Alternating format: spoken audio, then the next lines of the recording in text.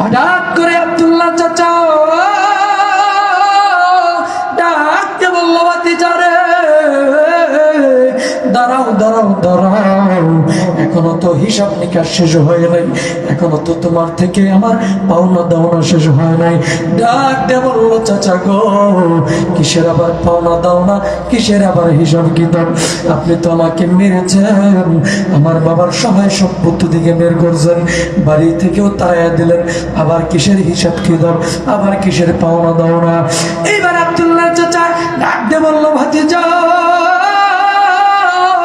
পাওনা দাওনা তা হইল, তোমার পরনে যে কাপড় আছে, তোমার পরনে যে লুঙ্গি পায়জামা, এই যে পাঞ্জাবি পোশাক বস্ত্র আছে, এগুলাও তো আমি চাচার টাকার মাধ্যমে কিনা, এগুলাও আমি টাকা দিয়ে তোমাকে কিনে দিয়েছি।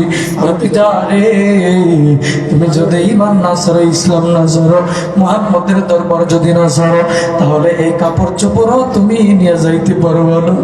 জোরে কোন আল্লাহু আকবার। ভাইরা আমার, বন্ধুগণ চিৎকার দিয়ে বলেন আল্লাহু আকবার। আব্দুল্লাহর চাচা এবার ডাক দিয়ে বললো, ভাতিজা